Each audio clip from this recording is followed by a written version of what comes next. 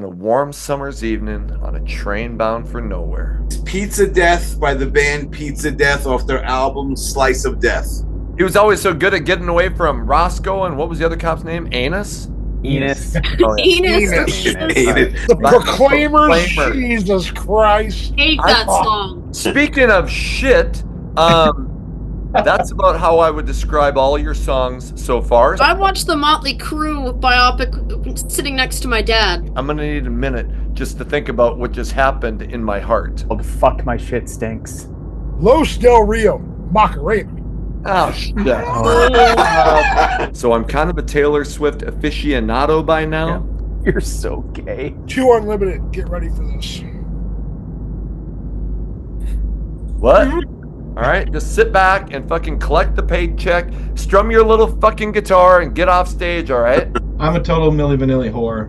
I love him. I would rather listen to Cats. Fuck. What's the fucking guy who the girl shit on his pillow? Johnny Johnny Depp. Depp. Dude, polka fucking jams. I mean, Steve Urkel was on to some shit. Check this shit out. We have Hair Metal Guru merch. I just love Lonely Island's Jizz in My Pants. And it's been so long since I've been laid. I don't even know. Do you put it in her ear now? I mean, where does it go? Shit.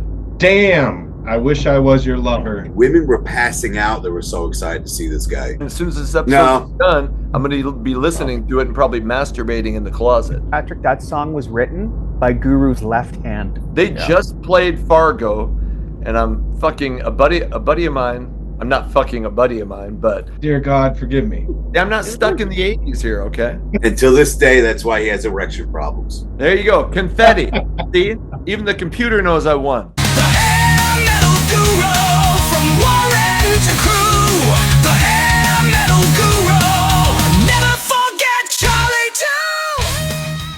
Welcome to the Hair Metal Guru. My name is Anthony. They call me the Guru, and it's round table time. And we got these 5. Well, at least one of us is sexy in this group, but we got five Thank you. dudes who are here to talk about songs that you might be surprised to find that we like, regardless of era, regardless of genre. So that's what we're going with today. And with that, let's meet our roundtable contestants. To my right, we got Jay from Iowa, guitar player from the band Stone Park Ritual. Jay, welcome back to the show.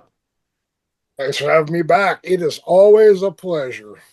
Yeah, I'm sure Jay is going to really ruffle some feathers with his choices because... Oh, it's on, man. It's on. I'm sure. Maybe tickle some balls. Okay, welcome back. Below him, right where he likes to be, is Brian from the Hairband Basement. Brian, welcome The back. view here is dark and hairy. To say that. Yeah, great to be on again. We'll see how see what kind of shit you guys come up with and how embarrassing and shocking it might be.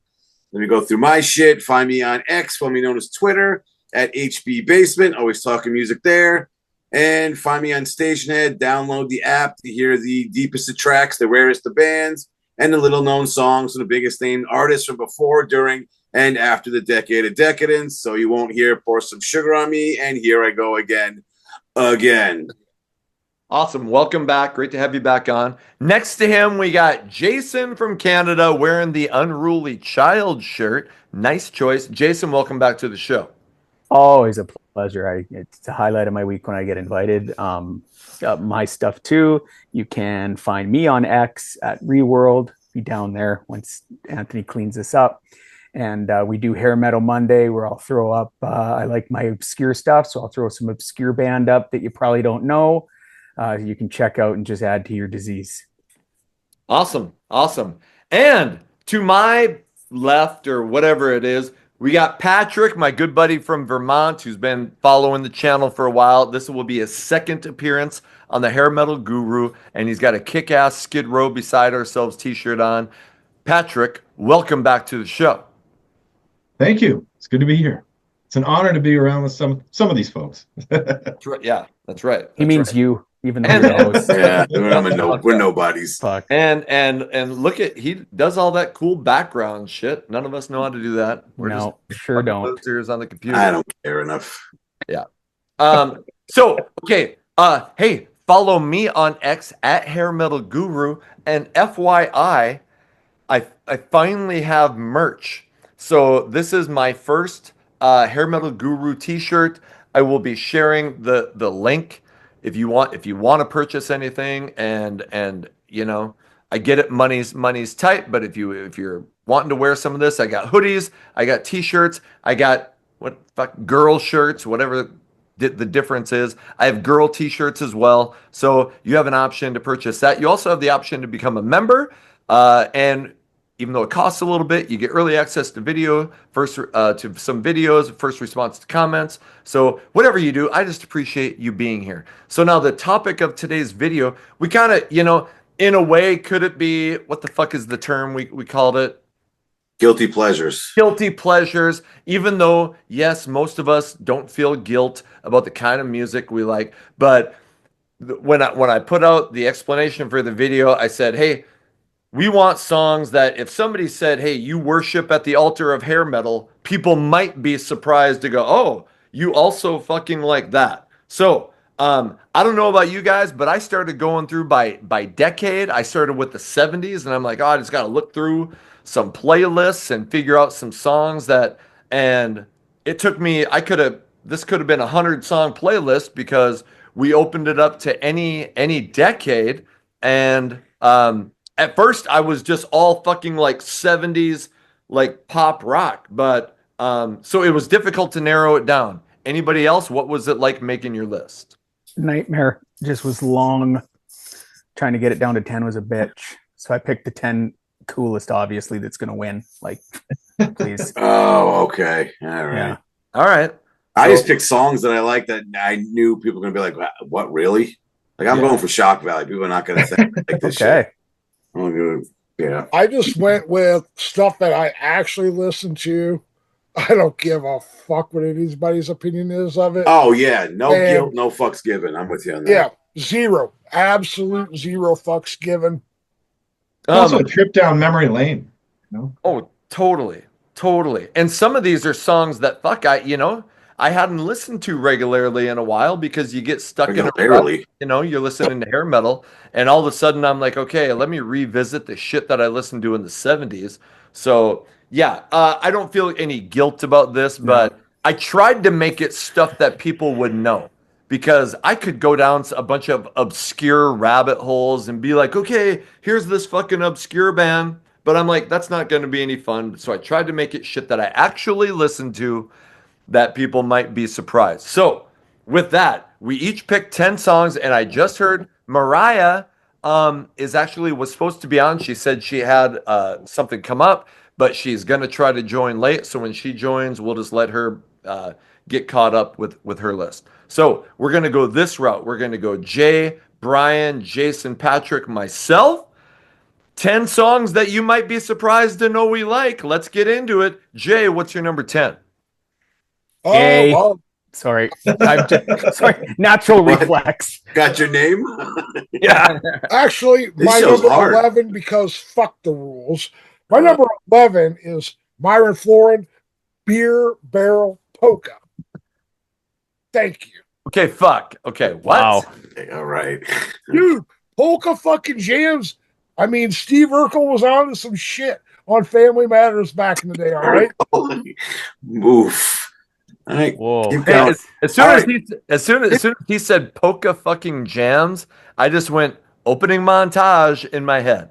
But I thought this was lists of songs that we didn't expect you to like, not the whitest people song list ever. Holy Oh, fuck, man. God. I knew you I like, ain't don't seen you nothing yet. don't you have a Anyway, don't you have a beer that's barrel my polka short- tattoo on your ass? Actually, A lot of Anyway, her- that's my number 11. Two W's, so it says actual wow number when he 10, bends though, over. My number 10 is the Beach Boys, Kokomo. Fuck yeah. Okay, that's a gooder. Yeah. Great song. I like I the like Beach that. Boys. That's one of their worst songs. Yeah. Oh, that's a good song. Catch you shit. Makes me Cocktail think soundtrack. of watching fucking Cocktail back in the 80s. Yeah. And then the Fabulous Thunderbirds, they were on that sound. That was a good Yeah. fucking soundtrack. That's a good Georgia soundtrack. Satellites were on it. Yeah. Georgia Yeah. Satellites. All right, I'll give you that one. I'll give you that one, Frankie. I like a lot of Yankovic. Beach Boys shit. I'll be honest. Fuck yeah. That's one of my least favorites by them. I don't know. I don't like the late 80s stuff. Or when was that movie come out? When did that movie come out? Like 80, 86, 87, 88. Yeah, it was late something like 80s. Yeah, it was like, Wasn't Well, they Mike didn't Love write- singing that? They didn't write it. So maybe that's why you hate it. They also didn't record a lot of their own early stuff. No. And Elizabeth Shue was in that movie. Remember, she was the girl in The Karate Kid, and she grew up into a woman by that time. Oh, fuck. She was hot. Was she in your spank bank or what? Still is. She's the teller. I was just saying to these guys before I hit record that it's been so long since I've been laid. I don't even know. Do you put it in her ear now? I mean, where does it go? Shit. Okay. Anyway. All right. Let's move down to Brian from the Hairband Basement. What's your number 10? Mine, I think this might be the only one on my list that no one's heard of. It is Pizza Death by the band Pizza Death off their album Slice of Death. It is how do I describe this? It's a death metal band where all the songs are pizza themed. I don't know how to describe it. I'm fucking in. Well, then let me 100%. Let me read some of the titles off this album. Mozzarella Massacre, Pizza Apocalypse, Death by Garlic Bread, Slicezilla, Reanimated Corpses Made from Uneaten Pizza Crusts. Then you got from their other album, The Rise of the Antichrust, Pepper Rabies, Tsunami of Salami, Yeast of the Deceased, and A Real Toe Tapper, Frankenslice, and of course you have Avoid the Noid. What did you say the name of this band was again? Pizza Death. Okay, I need to remember that because I work with a guy named Nick that's obsessed with pizza. This just might be right up his fucking alley. I was on the way from work. I'm like, let me see if I put these guys on. The whole way home, I'm listening to fucking death metal pizza songs. And then I got home, and me and my son have listened to this, and he's 9. He thinks it's hilarious. So we're listening to it in the car on the way home, in the kitchen as we're making dinner. Just it's great. I would highly recommend it.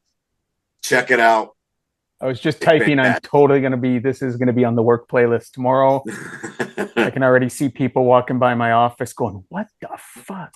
Make sure you add the fucking polka to your playlist too, Jason. Frankie Yankovic is God. Never mind. But the beauty of these songs, they're like less than a minute long. So they're like the entire album's like 23 minutes. Macaulay Culkin did an entire band that was called the Pizza Underground that took Velvet Underground songs and changed them into songs about pizza. So not far off from that. Okay. Drugs are a wonderful thing. Hey, have you guys ever heard of the band AC, which stands for Anal Cunt? Yes. Yeah. Okay. Yes. Anal. And Mariah is here. Mariah. Wow, what an entrance. Yeah. Sorry. Thanks for being fashionably late. Sorry, guys. That was not intentional no to problem. be late. I was eating. Someone I was eating dinner with found out that a family member died, at dinner.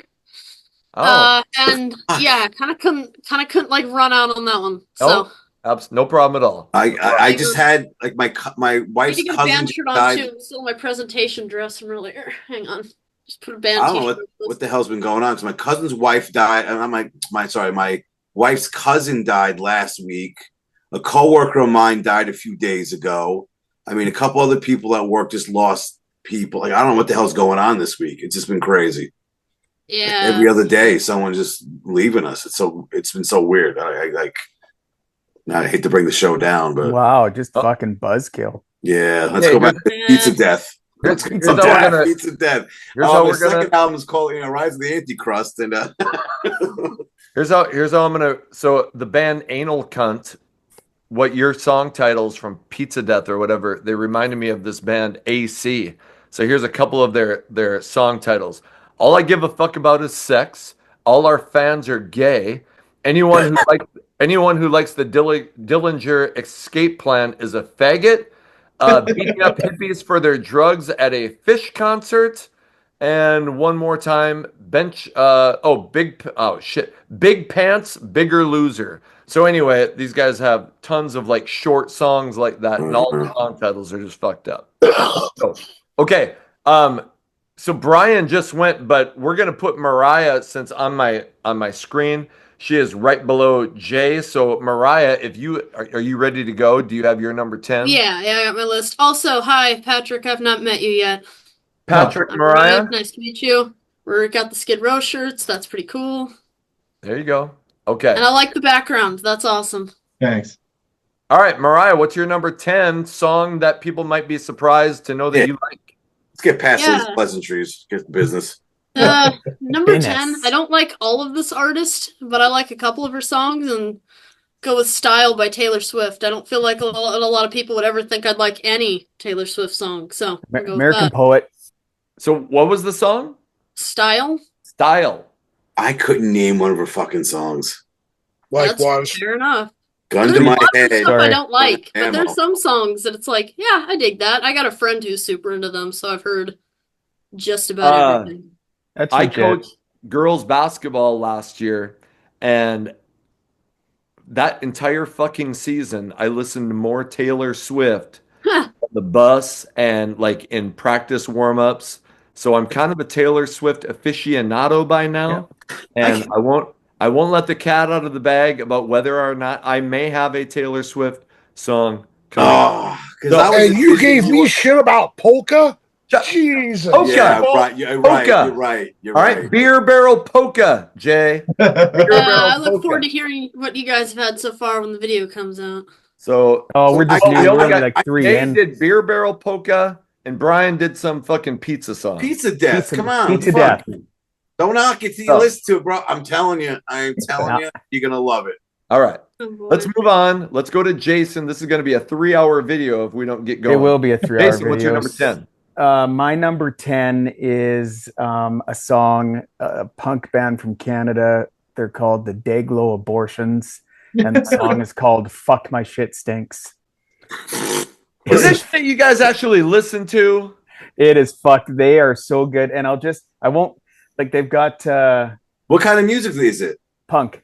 Punk. Okay. So All right. here's just their. I'll just give you their discography of what their albums are called. You can guess some of the other songs. So, Out of the Womb, 81, Fetus a Fetus, 86, Here Today, Guano Tomorrow, 1991's Two Dogs Fucking, 95's Little Man in the Canoe. Like, that's what you're getting for these guys. It just How weren't these guys big? I don't understand. exactly.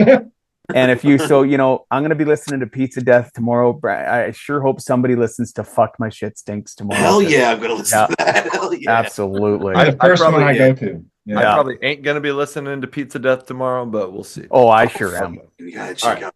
So, Okay, Dayglow Patrick. Abortions, number 10. Patrick, what's your number 10? My number 10 came to us in 1988. And unfortunately, I know at least I can speak for the guru and myself, it kept our favorite band from going number 1 with Heaven. Oh, I know. I know what this is. I'm such a sucker because I was in probably 5th grade and I was going ba ba ba ba ba ba ba ba baby with everybody else who was singing Milli Vanilli. Don't forget my number. And I gotta say, Okay. I'm such a dweeb about it that like last year I had some health problems and I was stuck at home and I watched the documentary that Paramount Plus put out about them and I was like right back in there. And then I found out that they just made a movie, like an actual movie with actors. Yep, I paid for it. I watched it. So I'm a total Milli Vanilli whore. I love them. Patrick, don't feel bad. I own the vinyl. Fuck yeah. I Heaven's got a better Milli song Vanilli than on my that, though. laptop, so it's all good. Yeah. Yeah, I fucking love Milli Vanilli. They're great. I'm really interested in their story. Like they're Oh, behind. if you can see that documentary, Guru, watch I need it. to. Yeah, it's Because- fantastic. It's behind it's the actually a music- pretty great fucking documentary. Yeah, The behind the music was actually really interesting. So yeah. and But I and- liked how after they had their Grammy stripped from them, they had like a press conference and they were adamant, like, no, we can sing. And one of them sang with the heavy French accent and it sounded That was nothing. Rob, the one that killed himself. Yeah, the one that's dead, yeah. And it was just like, oh, dude, you're making it worse. well, So they Hans actually, Morvan can sing. He can sing. they actually did put out an album after Yes. that, and it obviously bombed. They actually, I think, went on Arsenio Yep. Correct. and performed something from Yeah, that you know, album it- where they actually did. It sing. really wasn't like that they were that bad actually singing, but when you compared it to the studio musicians who were them on their record, yeah, it sounded like shit by comparison. Mm. But yeah, Fab Morgan can actually fucking sing.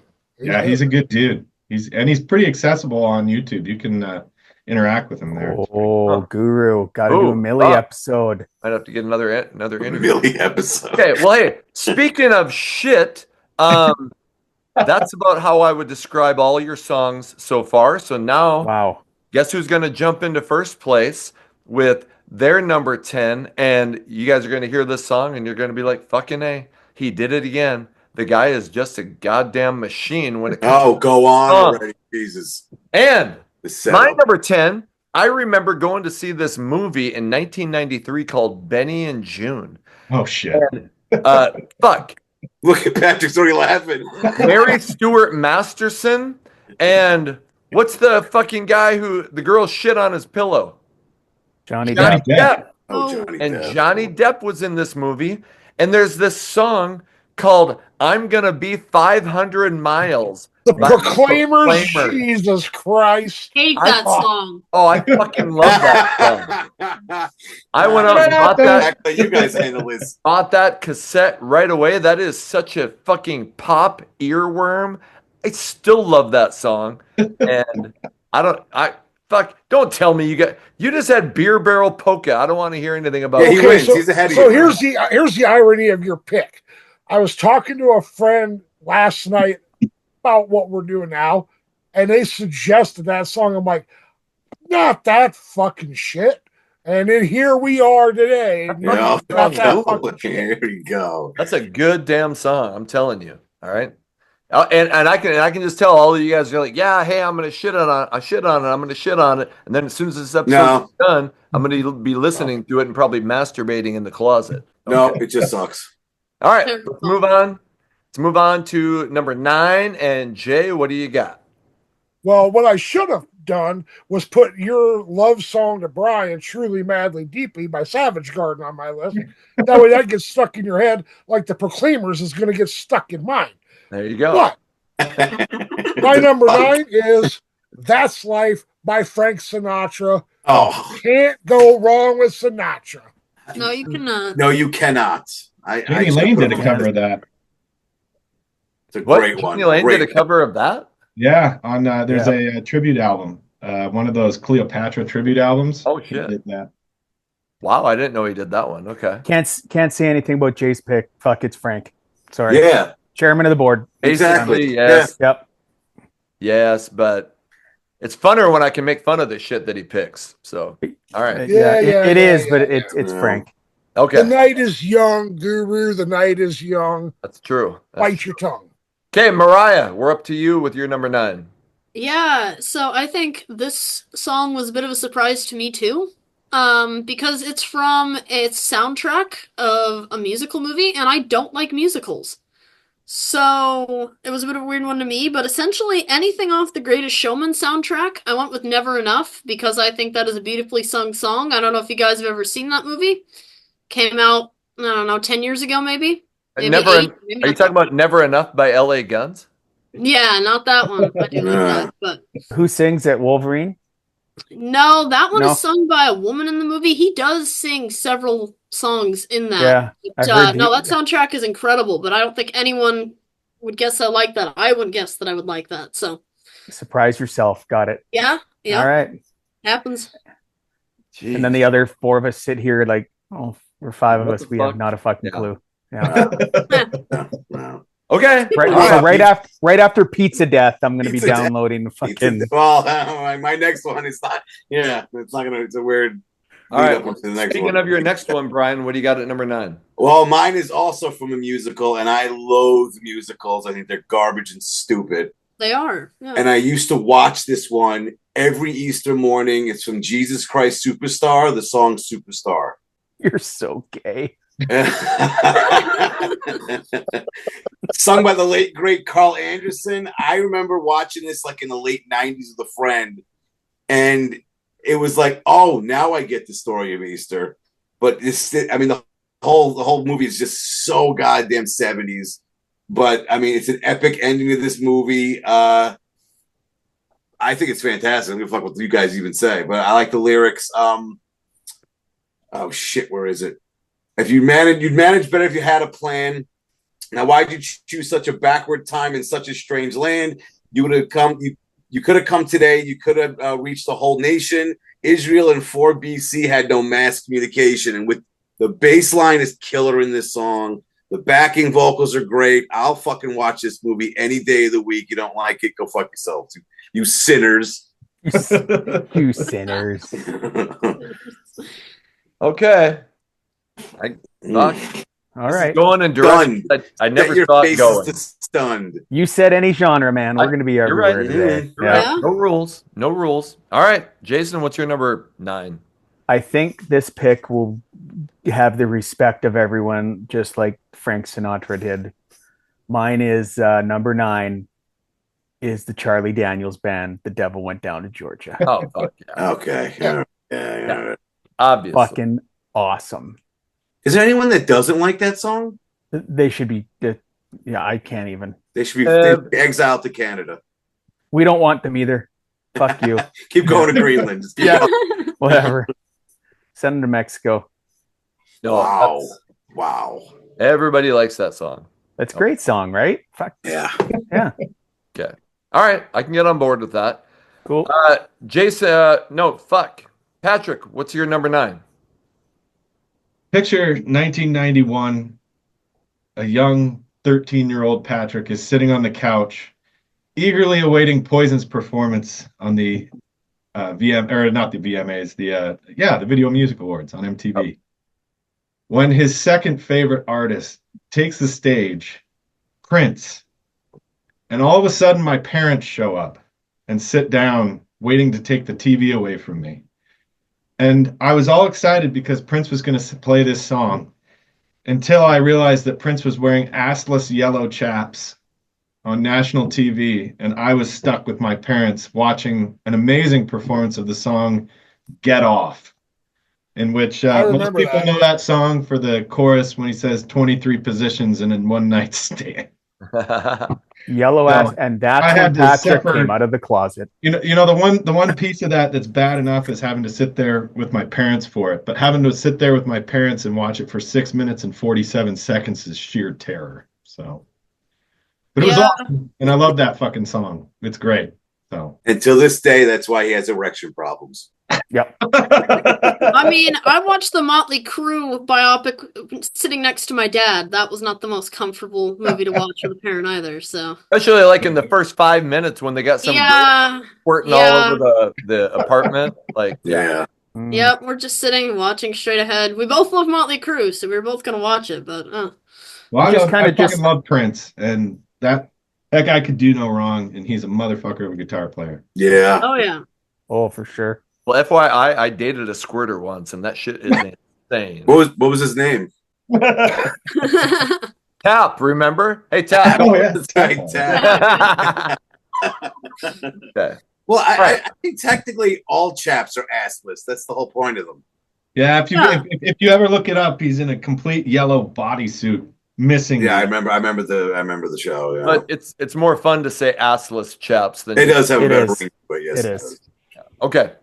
My number 9, and shit, when this chick came out, she was probably a teenager and probably illegal, so I was definitely not attracted to her. But when she turned 18, she became very attractive, and she became a huge rock star. And one of her first hits, and I'm talking about Avril Lavigne and the song Skater Boy, and it's very pop punkish. And most people know I fucking love pop punk. I love Blink-182. I liked a lot of old Green Day. I loved Simple Plan. And Avril Lavigne didn't stray too far from that, at least on this song. I damn near included the ballad I'm With You, which is fucking amazing. I probably bought her first 3 CDs, and then she kind of started drifting into Popland, and that's where she kind of lost me. But Skater Boy is a fucking pop punk earworm, and that's my number 9, Avril Lavigne. Didn't she marry Nickelback, dude? Yep. No. Oh, yes. Yep. And she married Derek Whibley from Sum 41 first. Yeah, how to say I have the worst list without saying I have the worst list. What's that? You just that pick is basically not saying Never mind. That pick is saying, that you guys are all staring up at number one. Your jokes. Well, I'm looking down at all you guys going, hey. Not with that shitty pick. Skater Boy, please. Skater Boy. Please. You better get a ladder. Okay, not everybody can have pizza death. Okay, but you're just jealous. Skater Boy. Jealous. Don't make me summon the Antichrist. Is it on Apple Music? Because while you're arguing, I'm downloading it for tomorrow right now. Pizza Death is on Apple Music. Fucking A. Yes, it is. Okay. As it should be. Let's move on to our number 8. Jay, what do you got? All right, basketball coach. I'm sure you've heard this before 1.5 million times, probably. 2 Unlimited. Get ready for this. What? 2 Unlimited. Get ready for this. Ever listen to one of Jock Jam CDs? I don't know what's funnier, the shitty pick or the dead silence after you said it.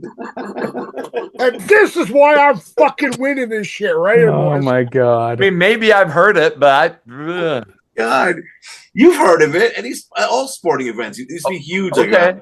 But I wouldn't know. I mean, if I heard it, I'd probably be like, oh shit, okay, I get you. Oh yeah. Oh yeah. Y'all ready for this? I gotcha. Shit, yes. Okay. Yeah, some minor league hockey team comes skating out with a search. Brandon Wheat Kings, where I'm from. Yes, that's why I know it. Okay. Minor league hockey team and the 8-year-old soccer team. Super gay. Anyway. It was a toss-up. I was either going to pick. I don't fucking know. Song. You follow Frank Sinatra with that, that's going to get you fucking killed. Oh, yeah. Yeah. Anyway, these are not exactly in any specific order, just how I'm written down on my paper. So they get someone else to start. I would rank Frank higher, of course, but it was a toss-up. I either picked this song or I was going to pick Guru's favorite song, Genie in a Bottle by Christina Aguilera. I mean, you can see why I went with this, right? No, but continue. You win something. I got Christina Aguilera in my CD collection too, but this song is just better. All right. We are on to Mariah's number 8. Mariah, what do you got? Yeah, so notice who wasn't making fun of you for the Avril Lavigne pick? That would be me, because my number 8 is also by Avril Lavigne. Except I'm going with a completely different pick because it's a slower song that I first heard in a compilation of something for a TV show called I Will Be. It's a great song. Okay. But yeah, I've loved that song since the first time I heard it, so you're not going to hear any hate here. She rocks. All right, you confirmed at least 2 you have no taste. I'll continue. Again, pizza death. Hey, fucking yeah, I win. That's winner right there. Listen to it and you go, oh yeah, fucking Brian won. Yeah, totally. Every time we do listen to it just because I'm so curious what that sounds like. Even the album cover is awesome. I'm ready to go tomorrow. You've got me. You got me. Speaking of Mariah and I having like similar, it seems like every time we do this shit, we always have like some of the same picks. She's my hair metal soul sister. I'm just saying. You guys do. It's weird. Very scary. Yeah, like when he repeated the exact same things I was going to say for a song, I'm like, no, that was weird. I didn't like that. Yep. Okay, we are on to Brian's number 8. My number 8, I would have had this on the 80s pop show if it wasn't exiled from it. But it is Stand and Deliver by Adam and the Ants. Fuck yeah. Oh, great song. That's a great tune. I always liked that tune since I was a kid. I remember watching the video, and as a kid, even now, I like history. And he's dressed up as a fucking 17th century highwayman or 18th century highwayman. I was like, oh shit, this is fucking great. But I always liked the line, "What's the point of robbery when nothing's worth taking?" But then it's got a line for you, Jason. The devil take your stereo and your record collection. Always like that tune, though. Yep. I don't remember that song. As I recall, Brian's like your 80s one was super gay. So how did you leave that one off? Because that's just a great song. Which one? Wait. How did you leave Adam and the Ants off your 80s one, man? We did an 81. Oh, that's right. We did do the 80s one. And you left that off, and it was just your other stuff was because my list wasn't as poppy. I didn't put a lot of pop stuff on. I would have put it on. If you guys had me on the other one, yeah, I definitely would have done. Yeah, you should. It was fucking great. Yeah, it was fucking awesome, man. Sorry you weren't there. We'll never be able to do a fucking episode like that again. Butt fucker. I can take a hint. All right. Hey, I mentioned you during filming that episode.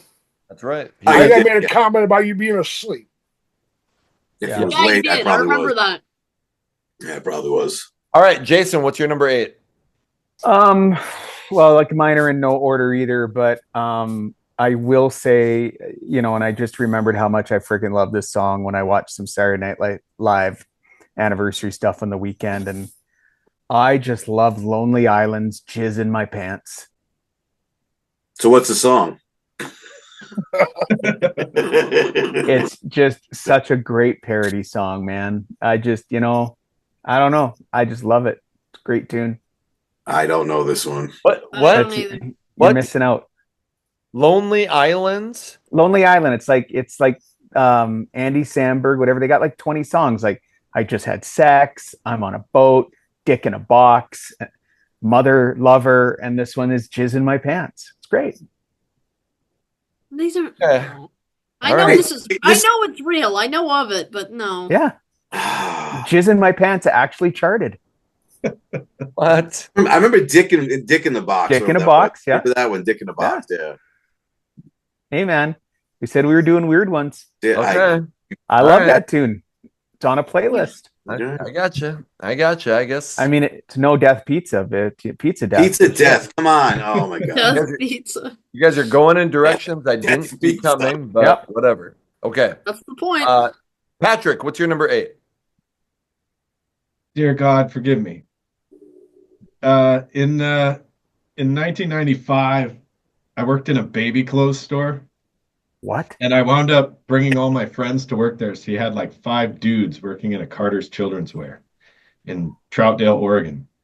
And my friend Brandon had this little Honda Civic, and we used to go run across the street to Burger King.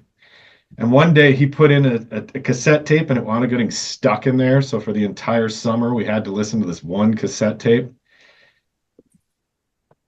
The song is Rolling in My 5.0 by Vanilla Ice.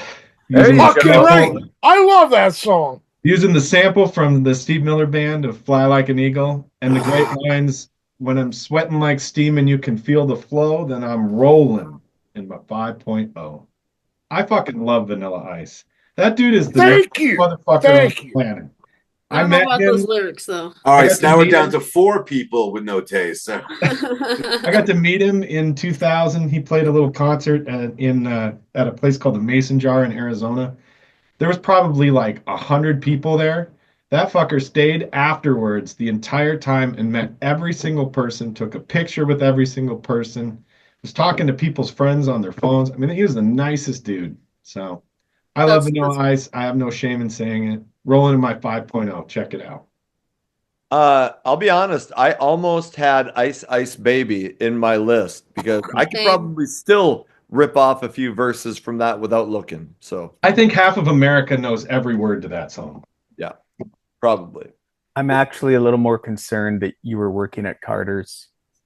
And was it a Yeah, Honda Civic or was it a white panel van? And was it Burger King or was it a fucking Free elementary candy school? on the side. You know? Yeah. So no, it was a Honda Civic, but it was a good place to meet chicks who worked in the strip. Single moms. Yeah. It's right next All door right. to an Olga Warner's bra store, so it was cool. Yeah. But 5 guys working at a baby clothing store. I just smell sitcom all over that. It's Yeah. Oh, rad. Yeah. It was totally rad. In a prison. Brian worked at an assisted living center, and that was a good place for him to meet chicks too. So Well, yeah, I'm not gonna go there. I'm not gonna go there. you got to help go to the bathroom, take a I'm shower, not gonna even go with that. change their. What I want to defense. say, I'm not gonna say out loud. Let's leave it. I'll leave it there. All right. Okay. We're moving on to my number 8. You guys, fuck. Our list is destroying yours. Does it hurt? Does it hurt being so far in second place and beyond? Because I'm crushing all of you. Okay, here we go. And most people would think, I think, that I wouldn't pick any grunge. Okay, because I spend a ton of time shitting on it. But there was a project that got put out, and I think it was in 1991, a band that actually combined members of Pearl Jam and Soundgarden. And it was called Temple of the Dog, and the song is Hunger Strike. Oh, I love this. That's a good one. And it's kind of ballad-esque, but you get to, and shit, I mean, as soon as I say these lyrics, most people will know. I don't mind stealing bread from the mouths of decadence. And when you get to the part where Eddie Vedder and Chris Cornell are fucking like singing, and they're like, it's almost like they're going over top of each other in the chorus. It's really fucking emotional. And that was a grunge, at least that was a grunge song that I could really get behind. And I shit on a lot of it, but Temple of the Dog comes in at number 8. Like, Say Hello I to forgot Heaven about was that. another That's one I great. really Say loved. Hello to Heaven was also very good. Yep.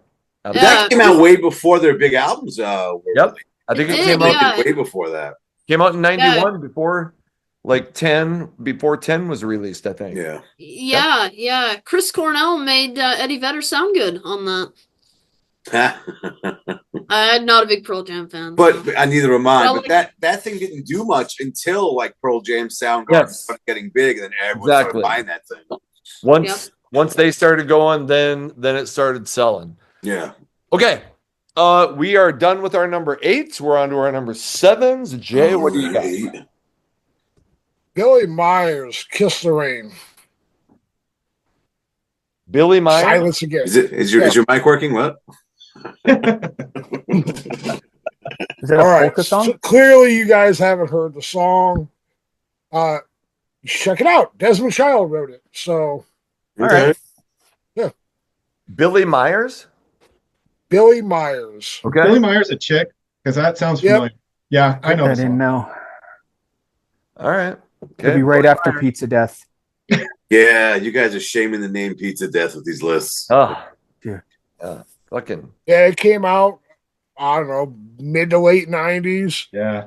Almost a ballady type song. So you'd probably like it, G, if you take a listen to it. All right. It's a pretty solid song. It's very well written. Sure. I mean, if Desmond Child was involved, I'm sure. But yep, he was the writer of it. All right. Mariah, what's your number 7? Yeah, my number 7 is Too Much Heaven by the Bee Gees, to take us back to the 70s. I like the Bee Gees a lot, and that's my favorite one by them. The harmonies are insane. It's just what I am just imagine like the most beautiful song just sounding like is that song. It's just absolutely gorgeous. I almost had I was trying to decide between Tragedy or Staying Alive. And actually, so the Bee Gees did not make my list. They would have been in my honorable mentions, but what a massive fucking band. Yeah, huge. I had them on my honorables as well. But if you don't know that song, it's a phenomenal song. All right, awesome. Brian, what's your number 7? My number 7, Lido Shuffle by Boss Skaggs. I fucking love that song. Dude, I'm telling you, I'm winning this competition. I don't give a fuck what any of y'all think. Great fucking song. I mean, just one for the money, he's for the show. That's just great. Lido's waiting to go. Fantastic song. But I like the live version he did on his 2004 Greatest Hits live album better than the studio one. Because he's got these great female background vocals to kind of give the song more, make it sound fuller. It's a great version of it. Yeah. I just shared something on X that the first 2 songs that I remember getting into when I was a little kid were Rhinestone Cowboy by Glenn Campbell and Boz Skaggs, the Lido Shuffle.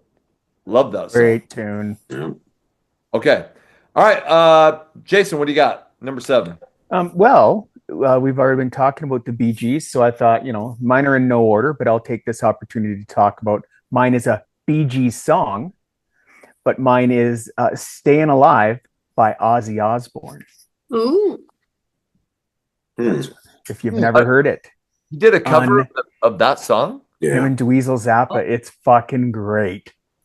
Okay. Is it true, like a faithful cover, or is it faithful cover? Yeah. It starts out with him, Great idea. He just screams out, "All aboard the disco train," and then it just goes in, man. Oh god, I gotta check that shit out. All of you download that thing tonight. It is fantastic. That and Pizza Death, yeah. Pizza Death.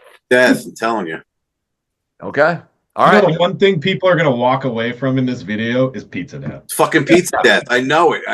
Everyone's watching. Obviously. They're like, I gotta check out Pizza Death. They're gonna be on the Hot 100 next. Like, Yeah. Apple, the Pull other up Apple charts. thing. Yeah, coming in the number one, goddamn corpses made from uneaten pizza crust. News stations are going to be like the unexplained emergence of the band Pizza Death in 2025. What the hell is going on If here? that happened, that make my life goal be complete. Taylor Swift and Pizza Death are touring together. Yeah, touring together. Project. Oh, okay. All right, Patrick. What's your? Oh shit! Did we do Patrick's number 7? No. Patrick, what's your number 7? So in 1996, there's an amazing movie called Fear with Mark Wahlberg. Fucking love that movie. And during the roller coaster scene, there's an amazing cover of the Rolling Stones' Wild Horses by a band called The Sundays. It is absolutely haunting. The guitar work in it is fucking stellar. And the lady's voice that sings for The Sundays is just one of the most beautiful things I've ever heard in my life. If you don't walk away with Pizza Death, walk away checking out the cover of Wild Horses by The Sundays. It is phenomenal. I went out and bought the record that it's on, which is called Blind, and that is an amazing record too. I have everything from The Sundays. It's crazy because sometimes I'll have my phone on a random shuffle, which is like 90% metal, and that'll come on and people stop what they're doing and look over and go, what the fuck? And then by 2 minutes in, they're going, this is amazing. So amazing song. Check it out. Well, I mean, I love that. That's a great song. I've never heard that version, but that is a fantastic song. Whose fucking dog is dying? I have 2 of them laying here beside I me. thought Jay was saying something. All right. My number 7. Okay, so I happen to have a strange affinity for 70s fucking country. And I actually struggled. Well, there might be one country song, but I struggled to not include any Waylon Jennings and fucking Willie Nelson because I really could have gone there. But there was a chick singer in the late 70s who put out a couple albums that didn't really do much. And all of a sudden, and I think it was 1981, Juice Newton blows up with the song Queen of Hearts. Oh, it's a great tune. Oh, I love that song. It. And besides Queen of Hearts, on that album, there was a ballad called Angel of the Morning that I still fucking love. Oh, and so anyway, she did have another album that kind of hit after that, and then she kind of took a break. I think she might have started a family, but anyway, that song I can still listen to Queen of Hearts. And if you don't know it, like I'll just give you the first couple lyrics. Midnight, and I'm waiting on the 12:05, hoping it'll take me just a little farther down the line. Moonlight, you're just a heartache in disguise. Won't you keep my heart from breaking if it's only for a very short time? Just unbelievably catchy, and I just fucking everybody I think loved Juice Newton around 1981. Great. Did she write her own shit? What's that? Did she write her own stuff? I don't know. I'd be surprised. I'd be surprised. But no, you're not wrong. Great tune. I remember. I do remember it. I mean, it was a crossover hit too, right? Yeah. Totally. Okay, that ends our number 7s, and I think we're starting to move now. Let's go to our number 6s. Jay, what's your number 6? Okay, well, let's see if you guys have heard of this. The band Train. Any of you guys know Train? Fucking love Train. Love them. Drops of Jupiter. That's the best one. Yep. What was the name of the song? Drops of Jupiter. Okay. Yeah. Unless you lived under a rock, Brian, you would know it. I didn't hear what he said. Yeah, I know it's something like that. Yeah. Love But that. I do live really under a like rock. Don't judge me. You know, it's one of those things. It's like when you discover a band by accident or you just didn't think whatever. Like I remember years ago, my wife wanted to go see Maroon 5 and they came in through Winnipeg. So we went to Maroon 5. Don't care. But Train opened. So they did their whole thing. And I was like, holy shit, are they ever good? Mm-hmm. Little known fact, Train started out as a hair metal cover band. Did not know that. Did not know that. Probably why we like a little bit of Train. I just don't like Hey Soul Sister very much, but I love Drops of Jupiter. Oh, Marry Me, Save Me San Francisco.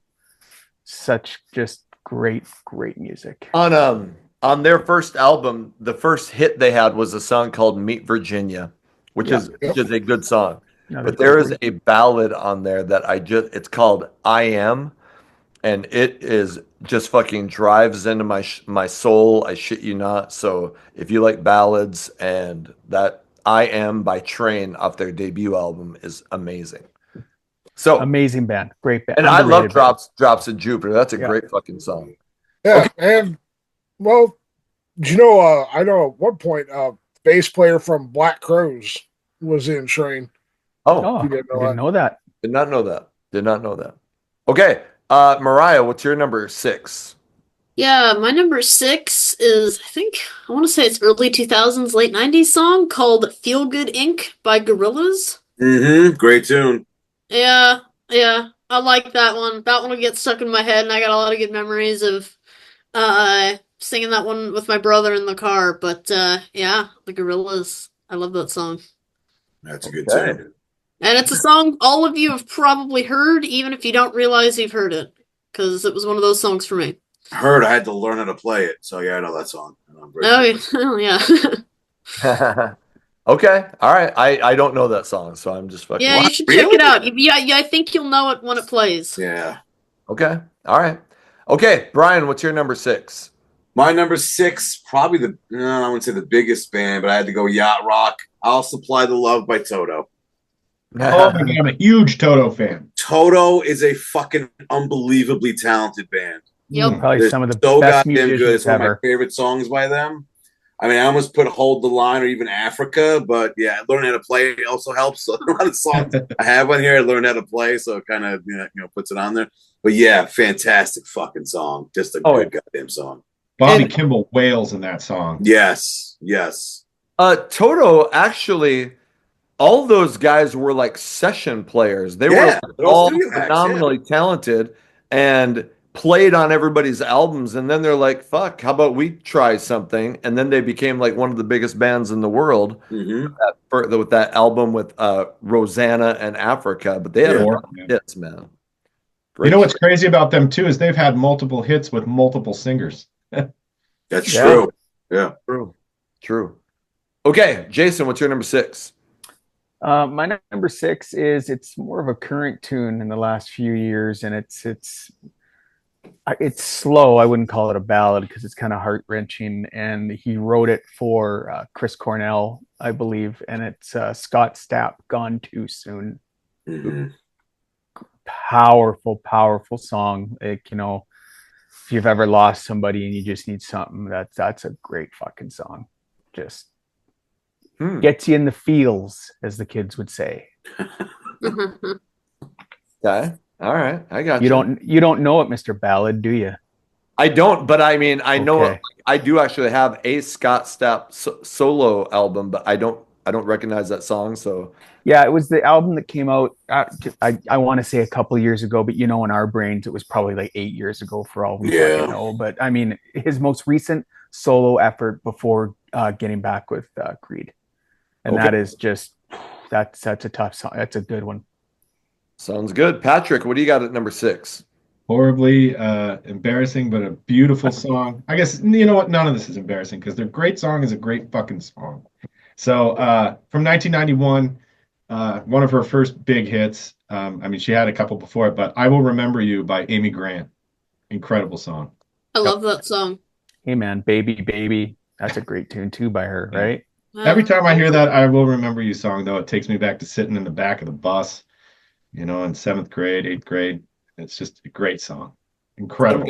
Some guy pulling your underwear up over your head and shoving you in the toilet. You got back to school. Right. Yeah, right. Ripping open my Trapper Keeper. Yeah. Handing the local bully your lunch money. We got it. Yeah. That's a good song. All right. My number 6. And okay. It's fucking Lady Gaga, Bad Romance. I'll be honest. That's a great song. Catchy as shit. Catchy as shit. Yeah, I don't think I'm not gonna make fun of that one. I had to learn that one too. It's not like I sit and listen to a lot of Lady Gaga, but that song when it's like ra ma la da da da da ooh la la gag. Oh shit! I mean, I just find myself going fucking A. Let's Gaga all over the place, man. It's a earworm, and so anytime it comes on, I do turn that shit up, and I don't stop it. So Lady Gaga, Bad Romance. That's my number 6. And that's exactly why you're not winning this. No, that's exactly why I am winning. He is not. I like Lady Gaga. I think that's a good pick. But you Gagaing all over the place, gotta make. Yeah, I didn't like that. Was weird. Has to make the montage. That reminds me of the band the Gaga Dolls. Remember them? Iris? That was a good song. Anyway. Oh, jeez. All right. Let's move on to our number 5s. Jay, I'm obviously in the lead. We're halfway done, but you guys might still have an opportunity. You're in the lead. Good one. You couldn't be leading in a race of one car. Shut up. Thank you. Now, all right. If you want something that'll get stuck in your head, something dance-worthy, fuck your Gaga. I got you right here. Los Del Rio, Macarena. Oh, shit. Well, thanks for being on. Right to the bottom. Hey, welcome. Yeah. I didn't think it could get any worse. You had to than use that polka. song. Hey, don't we have the gun, like one of those gongs? The worst part is look at the arrogant look on his face, like he won something. Dude, that song sucks. Well, I do remember. Like you did mic drop? Fuck off. No, see, you fucking know it. You liked that shit back in the day. Oh, God. That was in my drinking days. We used to go to the clubs a lot, and you had to hear that song like 3 times. Drink enough I to know tolerate it. that song. Based on that choice, and then his polka, I'm just waiting for that fucking Gangnam Style to come out of Jay's mouth. There you go. Jesus Christ. Yeah. Gangnam Style. That's a throwback. Okay. All right. Mariah, what's your number 5? Yeah, my number 5. This is my song that I will turn up and I will yell along with it and I will love it every time it comes on. It is Since You've Been Gone by Kelly Clarkson. Oh, yeah. I like Kelly Clarkson. I like the song. I will yell along with it. I love it. Butch Walker does an amazing version of that. Yeah, I've heard of that. Oh, I haven't heard that. I'll check that Kelly out. Clarkson is a big hair metal fan. She actually She is, yeah. was up on stage with Steel Panther at one point. Yep. So Yeah, she's done a couple other stuff, but I just like kind of like rocker anger, whatever that she has in the chorus. I think I like that. hell yeah, that's a good song. Okay, Brian, what's your number 5? My number 5. You want to talk about dancing and getting down? Fucking Patrick Hernandez, Born to Be Alive. Fucking love disco. Killer bass lines. Unbelievable shit. I had to go with something, so I just picked this one. Yeah, I mean, it's going to get in your fucking head and get stuck there. There's no way you're getting around it. But it's catchy as fuck. I try to learn how to play this fucking thing. And because of all the octaves, and that's the whole goddamn song, it gets tiring really fucking fast. I'll just say that. They always like the, where's the fucking line? People ask me why I never find a place to stop and settle down.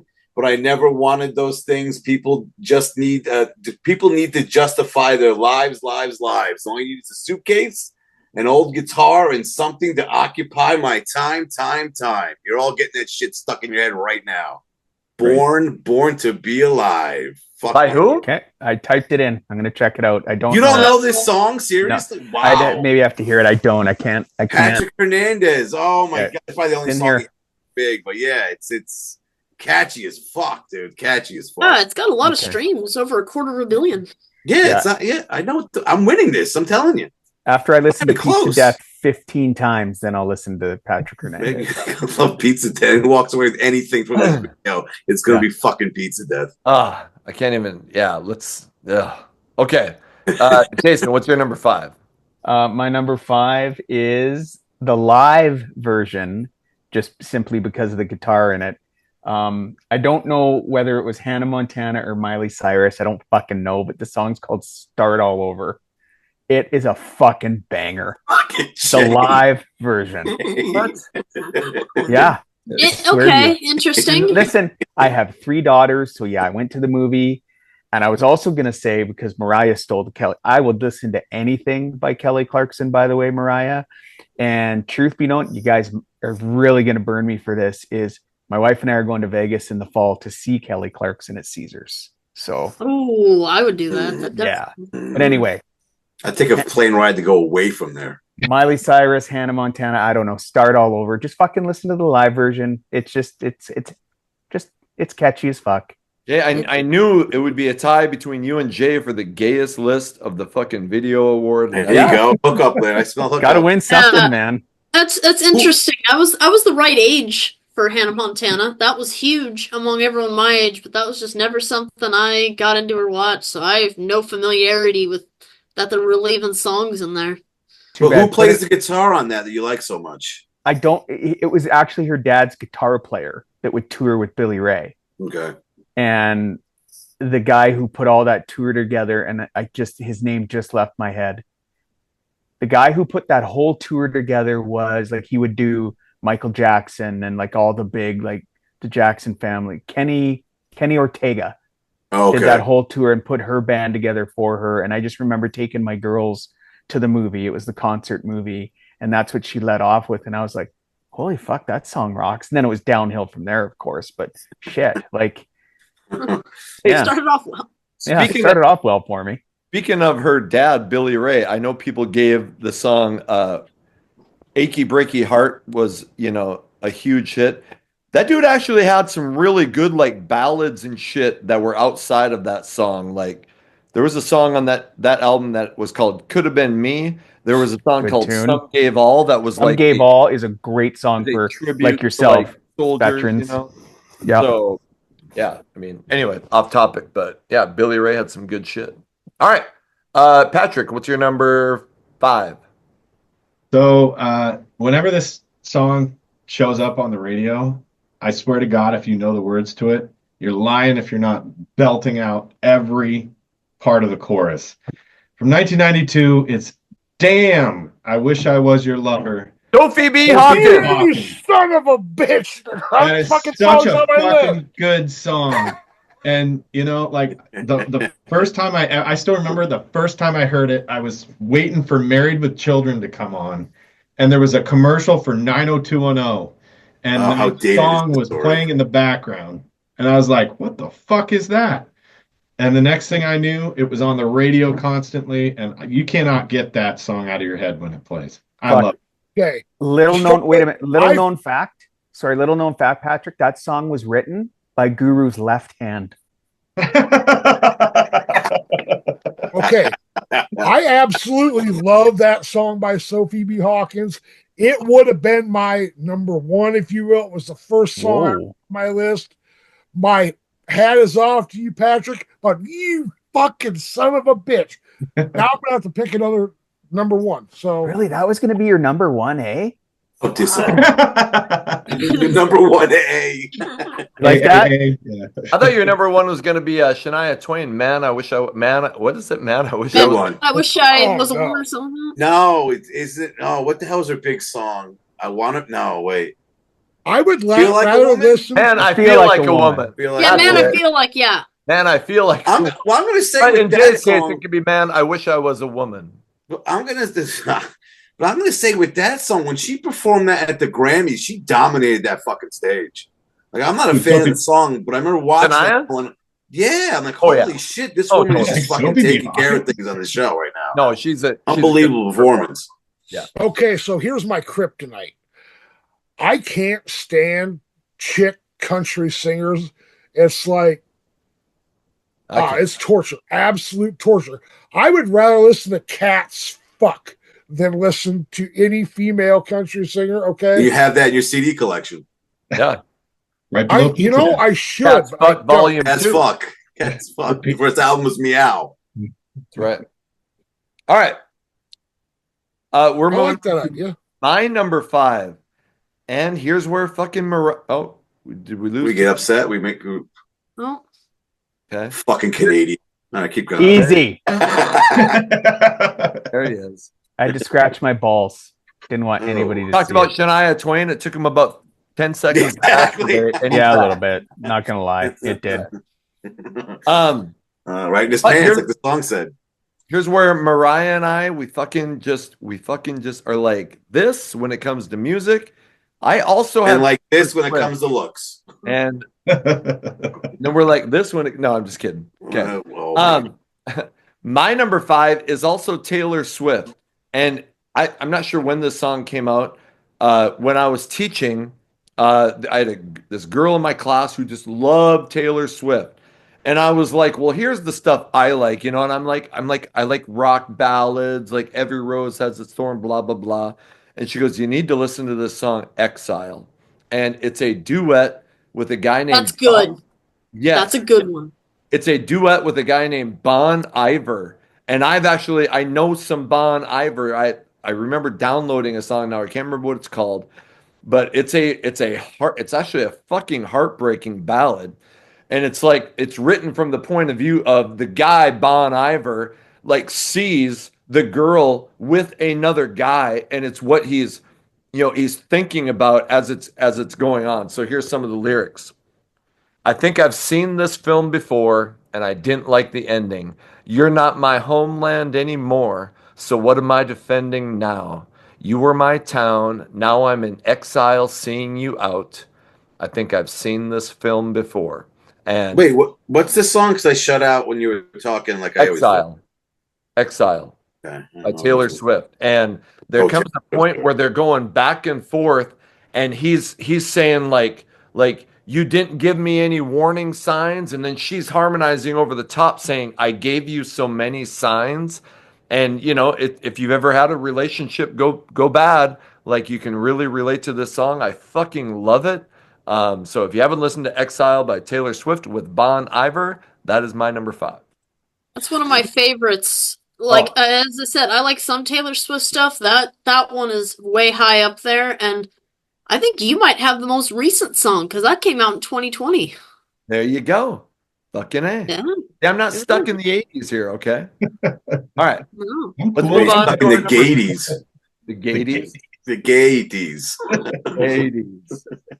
My gaydar is up because Yeah, my Gator's going off the charts. you're right below me, and all of a sudden I feel like something kind of pushing up in my chair. What the hell?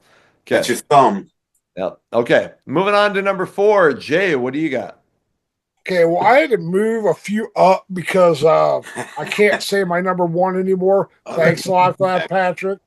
So, if you remember yesterday, our little conversation, I asked about Christmas music. Yeah. Okay, Kevin Wilson, Santa, where's my bike? Where's my fucking bike? That one? Me. Listen to, yeah. Hey, Santa Claus, you cunt, where's me fucking bike? You forgot me fucking bike. Yeah, great song. I'm with you there, Jay. I got you back there, man. It's great. Who's it by? Kevin Wilson. Yeah. Okay. All right. No, this one. That's just Jason knows what I'm talking about. Hey, Santa Claus, you cunt, you forgot me fucking bike. Yep, seen a little animated video for it. If you watch the little animated video, and I recommend it because it's hilarious, watch the end. I mean, that's a hilarious little nugget in and of itself. Okay. I'm so glad to confuse five of you. So, or stop the vibe of the show, however you want to word it, but go ahead. Wow. I'm really fucking confused, but okay. Let's keep going. And Mariah, what's your number four? Yeah, so I will take it back to the 80s, but I will take it to 80s country, and I don't like country. And this is a really, really random song. It's What's a Memory Like You, Doing in a Love Like This. It's by John Schneider, better known for being on the Dukes of Hazzard. He got like second place on The Masked Singer. He's in the series, incredible singer. He's so good. And he's got a lot of really great ones, but this song I really, really like about, like a past love kind of in his memories as he's with somebody new. Some of the lyrics are, you shouldn't be here. What am I supposed to do? I found a new love and I'm trying to be true. What's a memory like you doing in a love like this? She thinks we're all through, but that's not the way it is. When I hold her in your arms, it's still your lips I kiss. What's a memory like you doing in a love like this? Can't you see that she can love me the way you never could? And I really want to love her. Isn't it time you left for good? So, anyways, phenomenal song. He's a phenomenal singer. He just does not get enough love, probably because he's on a TV show. That's what he's best known for. And the TV show's great too. He put out a ton of albums in the 80s and still writes songs. The guy can sing, he plays guitar, fucking he produces movies. I mean, the guy is just uber talented. Yeah. But and he bootlegs and knows how to jump ravines to get away from the police. So that's right. Yeah. But no, that's phenomenal. He was always so good at getting away from Roscoe and what was the other cop's name? Enos? Enos. Oh, yeah. Enos. We know where your mind's at. Yeah. All right. Okay. Good call. Brian, what's your number 4? My number 4, Earth, Wind, and Fire with the song September. Hell yeah. Yeah, I had to have funk somewhere. I couldn't pick a song that had Bootsy Collins in it. Couldn't narrow it down to one. So I said, fuck it, I'll go with that. Fucking great song. Catchy as herpes. Unbelievable tune. Our hearts were ringing in the key that our souls were singing. Fucking great. It's just a great song. Yeah. Again, another killer bass line of that one too. So that's my number. Where the fuck we're at? Where we at? 4. Number 4. Number 4. I agree. That's a phenomenal song. I always tell my parents they missed a golden opportunity with that song too, because the opening lines are, "Do you remember the 21st night of September?" And my parents' wedding anniversary is September 21st. And I'm like, and you guys didn't feature that song in your wedding? You guys are crazy. Yeah, wow. But great song. All right. Jason, what's your number 4? My number 4 is just again out in the last couple of years here, but it has been on my playlist since the day it came out. He's been mentioned on a lot of your videos when you've done not hair metal genre, and the song is called Front Row Seat, and it's by Richard Marx. I like Richard Marx. Yeah, really, really just catchy as fuck. Like I said, anything that can last on a playlist like after a year or whatever, it sticks in there. And if you don't know it, is off, I think, not his recent album, but the one right before that. And he wrote it about his wife, his new wife, Daisy Fuentes, that we all know from MTV back in the day. I do remember having Richard Marx on the list once, and I remember specifically saying that after Jay included a Richard Marx song, I said I was going to have Richard Marx on my list, but I'm not gay. And so the same thing goes for you, Jason. So good call, Richard Marx. Okay, good one. What's the name of the song again? Front Row Seat. No, okay. He co-wrote Vixen's Edge of a Broken Heart. Yeah. Edge of a Broken Heart, though. Great song. He's written a lot of big stuff. He wrote like some of the big hits for NSYNC, and and now he's got a podcast out, and he's interviewing other musicians and stuff, and not near as fucking good as the Hair Metal Guru, but he's trying. Yeah, okay. His name is not quite there yet. No, that's right. No, he'll get there one day if he keeps working. Someday, yeah. One day he'll emerge. He works hard. All right, Patrick, what's your number 4? From the movie that gave us the line "Fair is fair," we have "Invincible" by Pat Benatar. Incredible. Ooh. Okay. I thought about Pat Benatar though. Yeah, and Neil Giraldo is like an amazing guitar player. So, but okay, I'll be honest. Problem with that dude. What's that? You go ahead. I'll be honest. She was always Pat Benatar, and then they and they got married years ago. But now when they tour, it's Pat Benatar and Neil Giraldo. Fucking, I mean, I know Neil Giraldo's a good guitar player, but why do they got to fucking give him equal billing when it's always just been Pat Benatar? Did you write all the music? Huh? That was the exact fucking rant I was just going to go on. Okay, so but yeah. Yes. Burning questions America wants to know the answer. I mean, regardless of whether he wrote the music, is that she became established as Pat Benatar, and he was there then.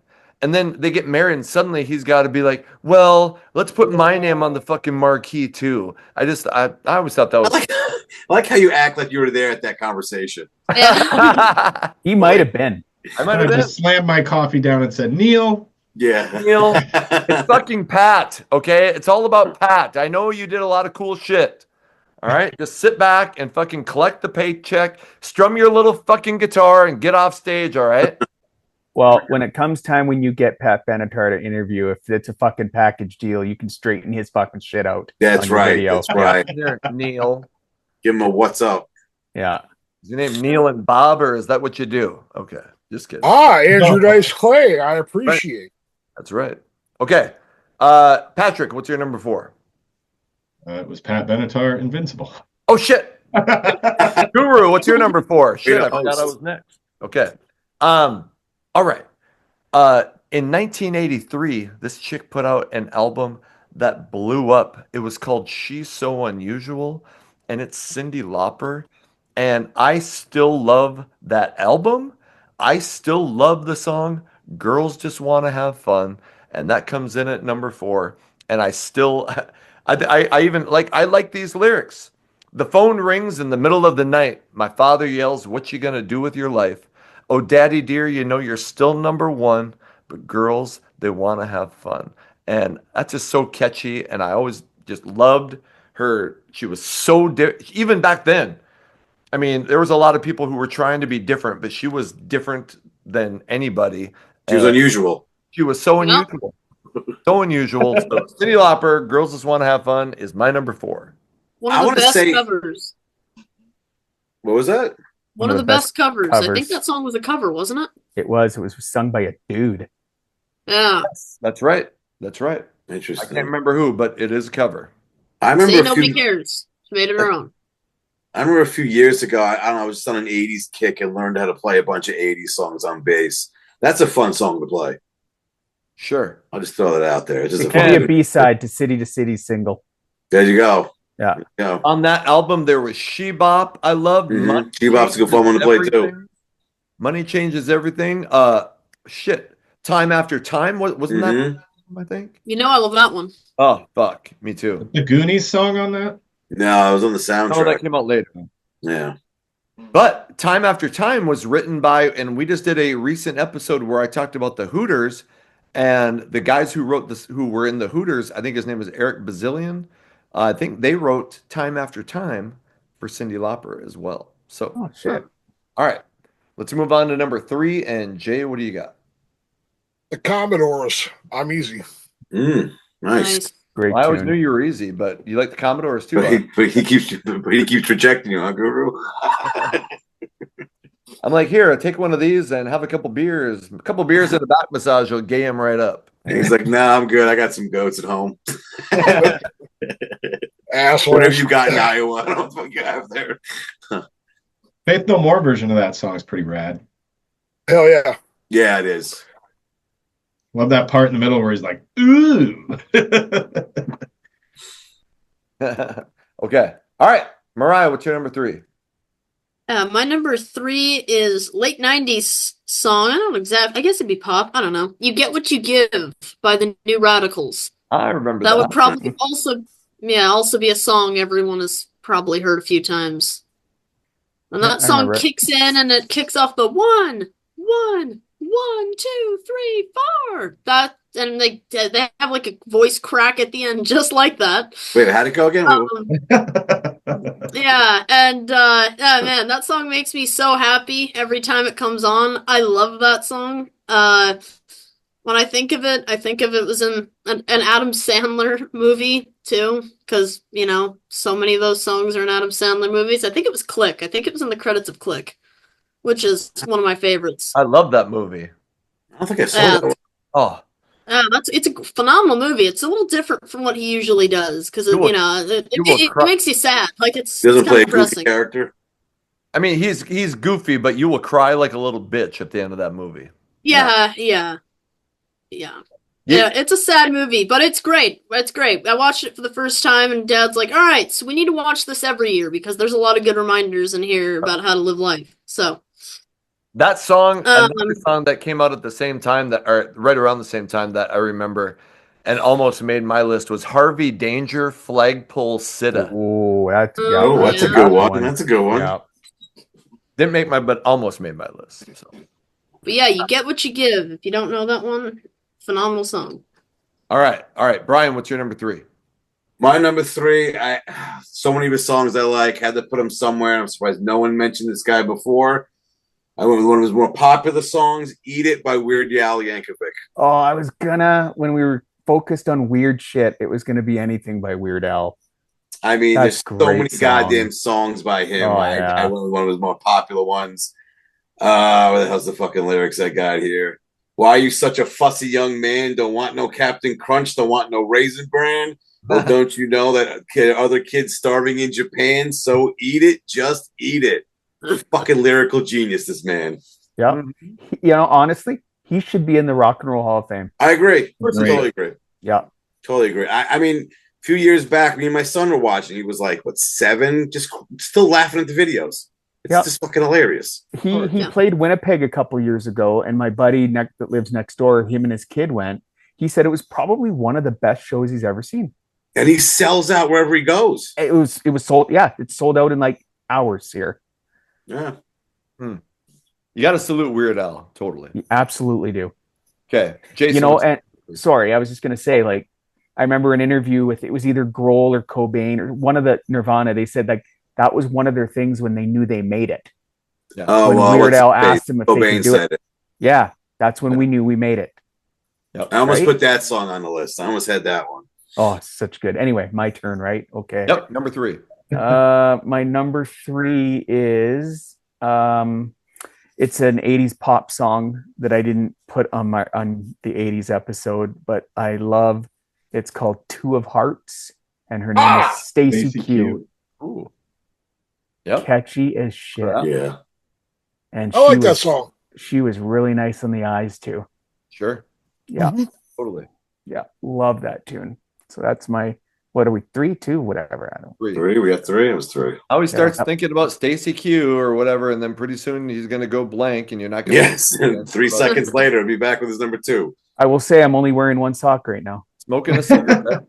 The other one's standing up on its own. It's like magic. That's what we're going to call it. Yeah. Okay, Patrick, what's your number 3? Rick Springfield, Love Somebody. Oh, Shit. Oh, nice. That man, you know, every album he puts out. He just put out his second greatest hits record. The guy is a phenomenal performer, incredible songwriter. He's a good actor. I just, you know, he has this great line about if you don't like the song, if you go and see him and you don't like the song he's playing, just wait 3 minutes and you can try the next one, because they're all great. And he's incredible. And that song was from a movie he was in called Hard to Hold. That was awful. Terrible movie. But that song was huge and made the movie and the soundtrack do well. And it's just a great 3-minute rock song. I almost had Jesse's Girl or Human Touch by him on my list. Oh, Human Touch is incredible. Yeah. I think that's also a huge. Sorry. No, I think that Love Somebody is probably my favorite Rick Springfield song. Yeah. And I'll say this, he put out, when the fuck did this album come out? In 2008, he put out an album called Venus and Overdrive. That album is so fucking good. I mean, it should have just blew him up again. But yeah, the album right after it was even better. Songs for the End of the World. I remember that one too. Record. Yeah. Yes. Shit. Okay. Yeah, the guy's also like a huge Star Wars fan and has all this fucking collectibles and toys and shit. Yeah, he's like really into it. Yep. Okay. My number 3, let's see if you can guess it from these first lyrics I'm going to give you. On a warm summer's evening, on a train bound for nowhere. Yeah. I met up with the gambler. We were both too tired to sleep.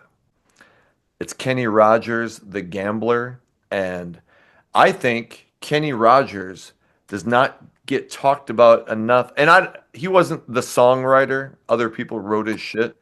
But that guy had so many fucking hits, massive hits, and so many that crossed over into the pop realm.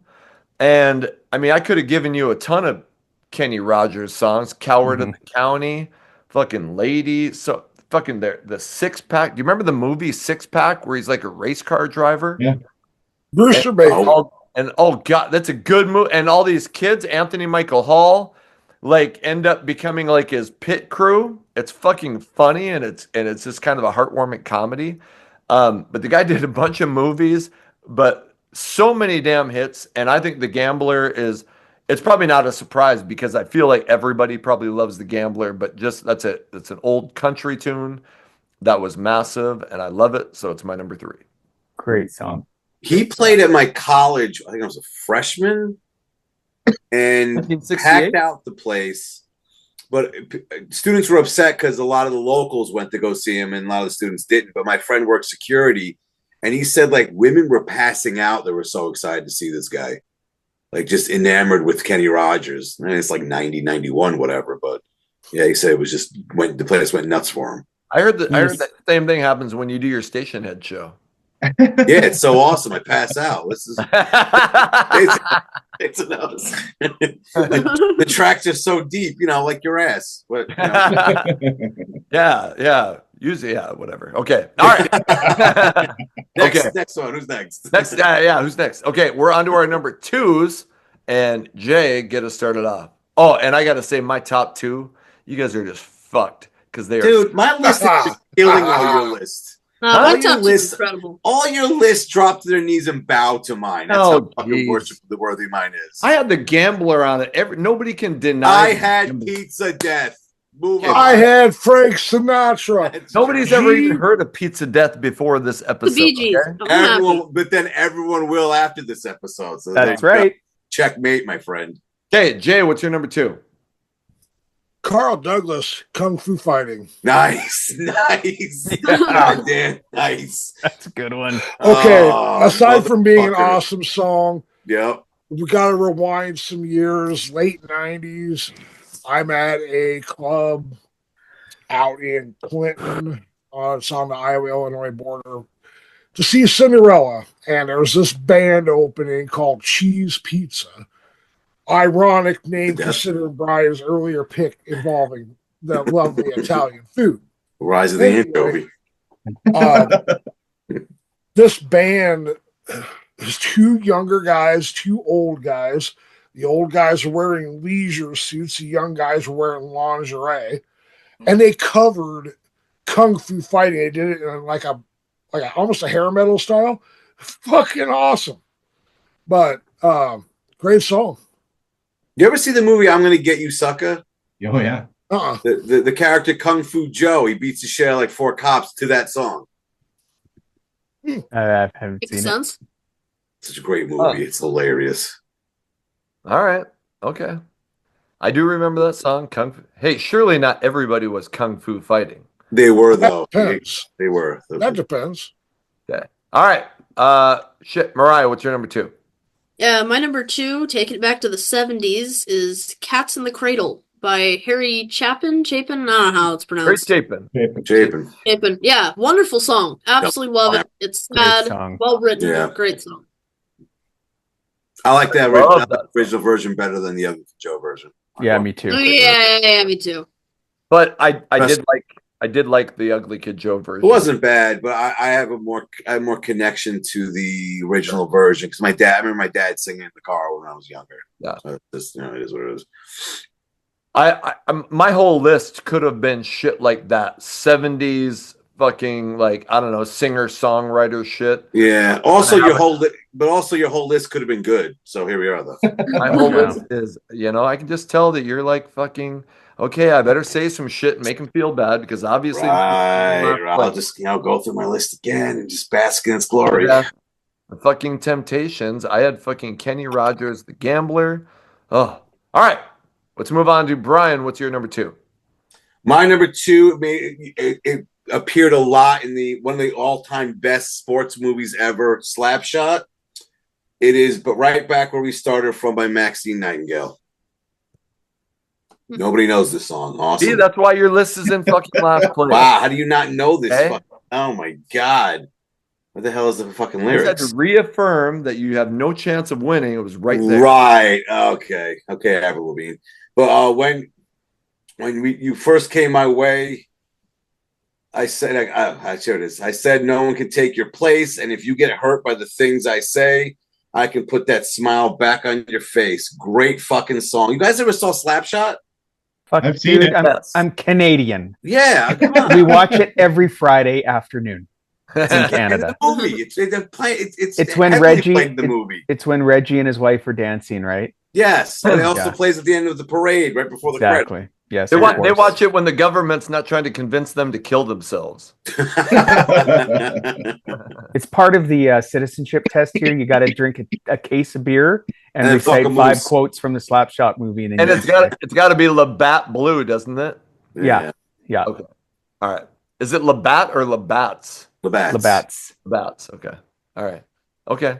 Fuck. Okay. We're on to Jason. You're number 2. My number 2 is probably my absolute favorite 90s band that isn't like hair metal, whatever, that I still love to this day. And almost every record store day, they are re-releasing their catalog on vinyl. But it is Collective Soul, New Vibration. Oh, I love that band. I love them so much. They're just so good. Hell yes. They just played Fargo, and I'm fucking a buddy of mine. I'm not fucking a buddy of mine, but Well, He keeps buddy rejecting of mine, He a keeps buddy of rejecting mine Guru. messaged me, and I should have just gone, but messaged me like an hour before. He's like, "Dude, my friend can't go. Do you want a free ticket and come with us?" oh man, Like, and I had to coach, and I didn't go, so I've never seen Collective Soul, and I'm pissed. But I've only seen them once, but it didn't disappoint. And you know what? Your mantra really, fuck them kids. Just saying. That's right. Fuck them kids. They don't care about you. They don't care about Wow. you. No. Okay. All right, Patrick, we're on to your number 2. Early 80s. I'm a huge fan. It took me a while of hearing it through friends and being like, God, is this ever going to click for me? And then one day it fucking clicked.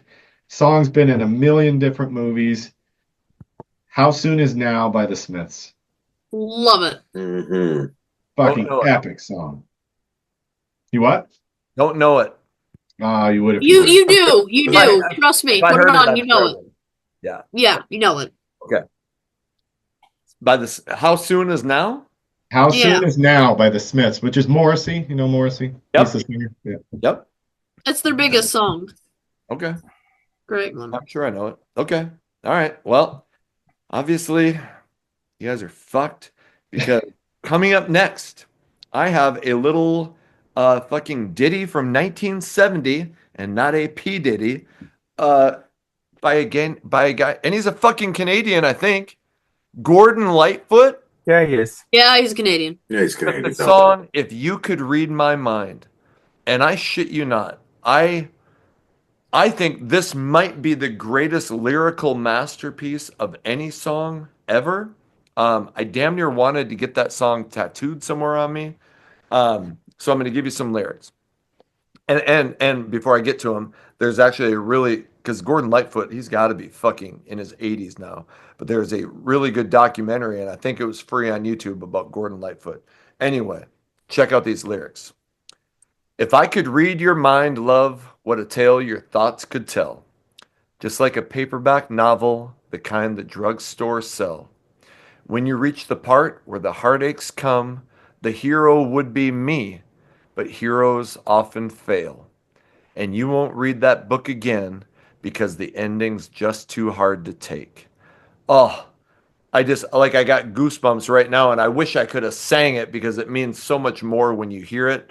But amazing lyrics, and I think everybody can relate to that, being in that relationship and wanting to know what that other person's thinking. That song just does it so well, and I just worship it. So if you could read my mind, by Canada's own Gordon Lightfoot comes in at number 2. Boom. This is the spot. This spot right here is where you can edit in the cricket noises. There you go. Confetti. See? Even the computer knows I won.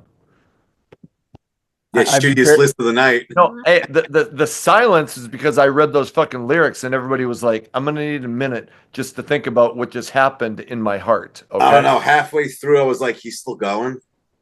You have no It was soul. that long before you had that reaction? When you don't have a soul, lyrics don't matter. When you have a soul, you get impacted by those words. Okay. Yeah, but that's not my point. It's whatever. I have a soul that's a little bit on the black side. I know. Exactly. All right. We've gone 10 to number 1. We are on our number ones. Jay, what is your number 1? Less is more in a lot of things. This song is one of them. Or your penis. All for one, I swear. Oh my Christ. What? All for one? That's right. How to say you just lost without saying you just lost. I know the group, but what was the song? I swear. I knew he lost it about 30 minutes ago or earlier. He had a breath of hope with Frank Sinatra, and then he just put himself back underwater and just. Then he just shit the bed. Yeah, totally. I look forward to reading the comments shits. on YouTube, which will solidify my victory just like it has before. I know Jay has like 7 YouTube burner accounts because there's always this fucking douchebag with no profile picture who's like J1, but he spells everything wrong, including J. Jaye. I have no idea who those accounts are, but I am so glad others have great taste in music. I salute you. Okay. All right. Whatever helps you sleep at night. Hey, Guru Nation, just let him down easy. Let him down easy. No, don't. No. Light him on fire. Good point. Just put him in his place. All right. Yeah. All right. What's your number? Pirate Will. He did this to himself.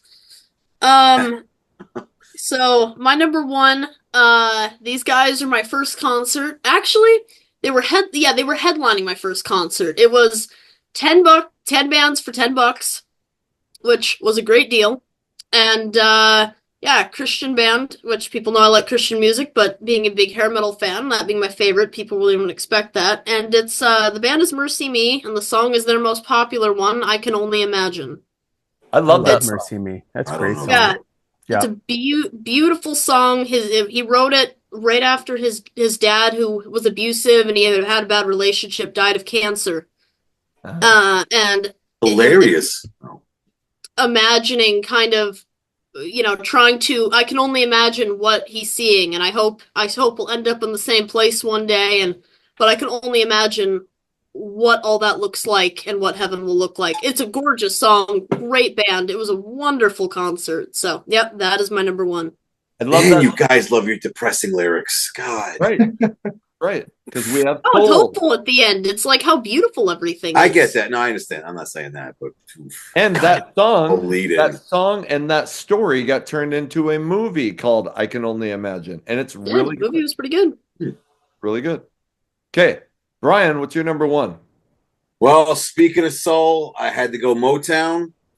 My mother was a huge Motown fan when I was a kid. Always heard it in the car.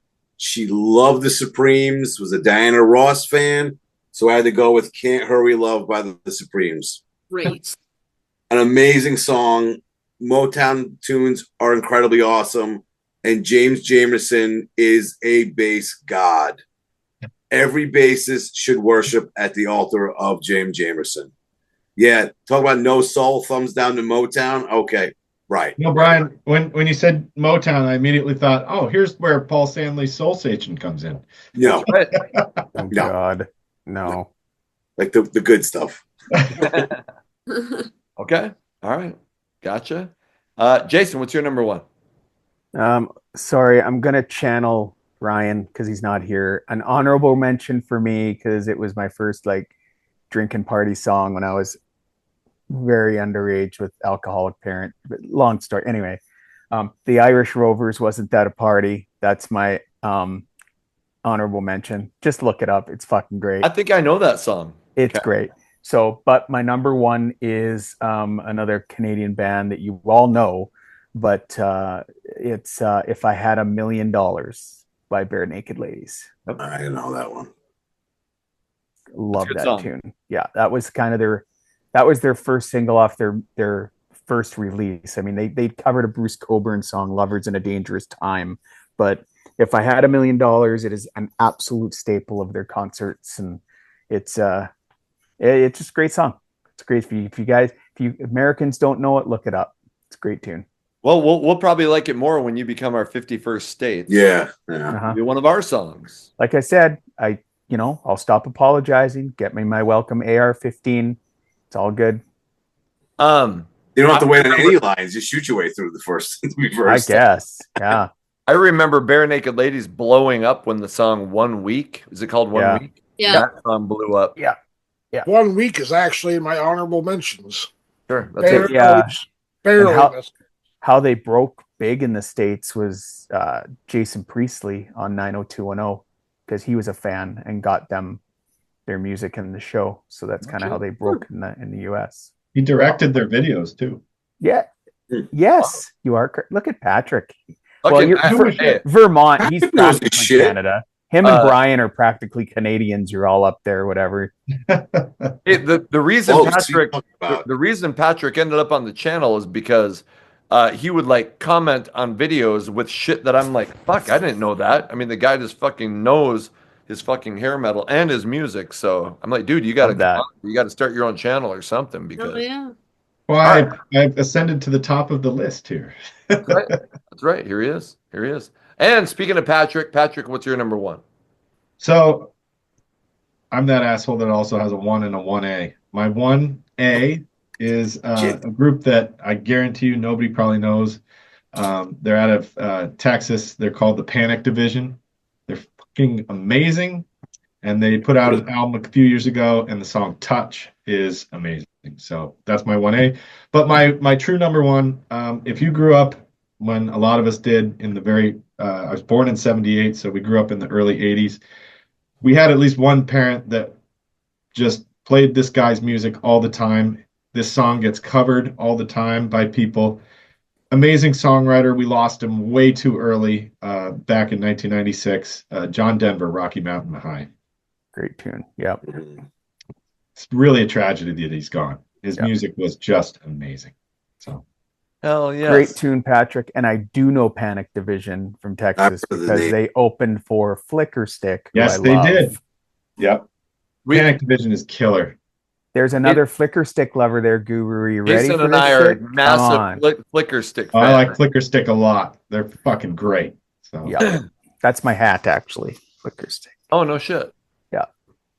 Well, it's very you can tell that Patrick and I were just bound to like fucking have our paths cross, because my number one, the Panic Division, is the Panic Division with Touch. My number one is also John Denver. Oh shit. It's "Take Me Home Country Roads." Fuck yeah. And I knew this stuff when I was I was born in 72. So I know in the mid 70s I was hearing this with my brother, shit, maybe, my parents in the car. But I remember being in college in like 93, 94 and going to a party and somebody playing on vinyl John Denver's greatest hits. And I was like, I shit you not, I was like, what the fuck is this? And they're like, John, and I'm like, well, I know John Denver, like Rocky Mountain High. But it was towards the end of the night. Everybody's like, they wanted to go eat. And I'm like, you guys go. Just fucking lead me with this John. And I sat there and drank beer for an hour and a half while everybody went to Denny's and ate and listened to John Denver's greatest hits. And I became a John Denver fanatic after that night. And when he died, people actually called me and they're like, dude, you okay? Because like they just knew I was such a massive John Denver fan. But "Take Me Home Country Roads" in 1971, and just, I mean, the lyrics are so simple. I just love the beginning. "Almost heaven, West Virginia, Blue Ridge Mountains, Shenandoah River. Life is old there, older than the trees, younger than the mountains, growing like a breeze. Country roads, take me home." I love those lyrics. I love John Denver. He has so many other great songs that just, that were probably hits in the 70s. But I really and this will be maybe not off topic, but he portrayed himself. If you remember, he was in a movie called Oh God with George. No God, you devil. The bunch of them. Yes, and but in this and he did a variety show, the John Denver show or whatever it was. As everyone did in the 70s. As everybody did in the 70s. But here's where I think he fucked up is that all those shows The Plane portrayed him as like being just a Too soon. a goofball. You know, as being kind of a, you know, your happy-go-lucky idiot is how he portrayed. And when you looked at his song lyrics, they were all fucking deep and a lot of them were dark. I mean, check out a song called I'm Sorry or Looking for Space. And so he was so much deeper than what he was portrayed. And I think eventually people just kind of forgot because they're like, oh, yeah, that John Denver. Yeah, he's kind of a goofball, you know, and time just passed him by. And I thought that was so sad. So I'm a massive John Denver song. Take Me Home Country Roads is my number one. You know, Guru, what else made him a badass? He spoke right after Dee Snider at the PMRC. That's right. Yep. Yeah. That's right. He lit it up. And he was fucking awesome. And most people wouldn't have thought of John Denver being in that role, but shit. Rocky Mountain High, people thought it was about drugs. And so that was one of the songs that they wanted to censor. And yep. So he died in 1997. Yeah, 97. Yeah. Crashed his little plane. Like he couldn't reach the auxiliary fuel tank switch on his plane. His homemade plane. So. Yeah.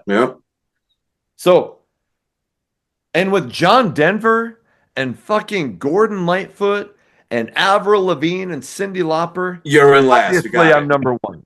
Obviously. Not even close, dude. Not even close. Weird Al, Boss Skaggs, and Pizza Death. Locked. I'm locked in. Nah, it's just one band. The Proclaimers I had. Oh, that's not something to hang your hat on. Keep trying, bro. Keep trying. Not even close. Frank Sinatra, need I remind you? Oh, that was it. That's all you had. Yeah, but that was it. You had a one-song list, Jay. We got it. Train, the Commodores, the fucking Macarena. And look at some of the goofy shit Jason had in your list. I mean, jizz in your pants? What the fuck that was? Jizz in your pants? Yeah. Just fuck for my jizz in my pants? And fuck my shit stinks. Jay, where on your list was LFO? I was happy with my list. I know I'm definitely not last. I know you're definitely not winning either, but that's definitely not. I don't know about that one. Nothing wrong with being in second or third place. Okay. All right. Guarantee you, out of everyone we talked about tonight, the most people are looking up Pizza Death. Yeah, already downloaded. There you go. And after they get done, they're probably going to go, fucking Brian, wait a I don't care. Good. I still wasted their time. It makes me happy. I will go to bed tonight thinking of Pizza Death with a smile on my face. That's all I'm doing. That's after he gets done beating off into his sock. That's okay. All right. Or your face, whatever. All right. That costs extra, just FYI. I know. That's why I have no money in my bank account. Hey, I should put my Venmo up in case anybody... No. Okay. All right. Hey, that brings us to the end of 10 songs that you would be surprised to know that we like, regardless of genre or era. We would love to know your songs. Well, first, obviously, tell us who won. It's okay. You can let them down gently. Just say how right my list was. Tell us what you thought of our list, and then tell us the songs that we might be surprised. Because obviously, if you watch this channel, you're probably a hair metal fan. Tell us what songs we missed out on or what songs you like. And with that, let's say goodbye to our contestants, our guests, our roundtable. Jay, thanks for being on, man. Appreciate it. It's a lot of fun. I know I won. The people will agree. Nah. Where's my fucking crown from last time, by the way? Oh, it's a tiara. It's a tiara. You got my address. I expect to see it in the mail, motherfucker. Okay. Thanks for having me on. Yep, you bet. You bet. Yeah, Jay, you are a princess. That's right. And the actual princess of the videos, Mariah, thanks for being on again. Yeah, thanks for having me on. It's always so much fun, and this is a weird video. This was a lot of fun. You never knew what was going to be said next. So I'll be honest, this is one of the weirder videos that I think I've Oh yeah. Oh yeah. Oh yeah. Hey, it was fun. You do not have this variety of weird shit in one episode anywhere else. So thanks And for on a having me. serious note, I hope everything's okay with your friend because I know that's probably a Thanks. shitty Yeah, deal. So, appreciate it. Yeah. okay. Brian from the Hairband Basement. Brian, thanks for being on, man. Thanks for having me on. It was an honor presenting the winning list to everyone out there in YouTube land. You can find me on, I know that's what you're doing later. We got it. You can find me on X, well known as Twitter, at HB Basement. Always talking music there. And download the Station Head app and join the fun on Friday nights. We hear the deepest of tracks of, well, hair metal, not this stuff. And if you miss it, all my shows are recorded on that. So definitely check it out. Awesome. Great having you on. Jason from Canada, Canada's own, wearing the Unruly Child shirt. Jason, thanks for being on. Hey man, always a pleasure. Thanks for the invite. Patrick, great to meet you. And, always Meet you. nice to see the other degenerates on here. Brian, Misfits. Misfits. Brian, I am sorry for your work tomorrow. I'll be blowing up your phone as I go track to track on Pizza Oh, Death. I Like expect it. I expect yeah. nothing. I am now just, I signed up, ordered the vinyl. I am now president of the fan club. So yeah, always great. Had a great time tonight. Thanks so much. And Patrick from Vermont. Patrick, my good buddy, wearing the Skid Row shirt. It's always, well, you've only been on twice, but it's great having you on as well, man. Thanks, man. It's nice to be here with everybody, and especially, it's just great to see everybody. So thank you. Go check out the Panic. You can say it, especially me. You got it. Yeah. Awesome. Awesome. Hey, Yeah. Brian does have the best radio show. So. And Patrick just joined X, so make sure all you guys go follow his ass. Hey, follow me at Hair Metal Guru. I have a couple Facebook pages, Classic Rock Fargo at Hair Metal Guru, and check out fucking Hair Metal Mansion on Rock 101 KLOL. I'll be hosting every Saturday from 6 to 8 Central Time. Hey, and like, subscribe, what the hell, ring the bell, and you have the opportunity to become a member, and you get first response comments, all that shit. And check this shit out. We have Hair Metal Guru merch. Feel free to order that shit. I'll put the link in the description. And so I appreciate you guys being here. Until the next video comes out, my name is Anthony. They call me the Guru. Take care of yourselves.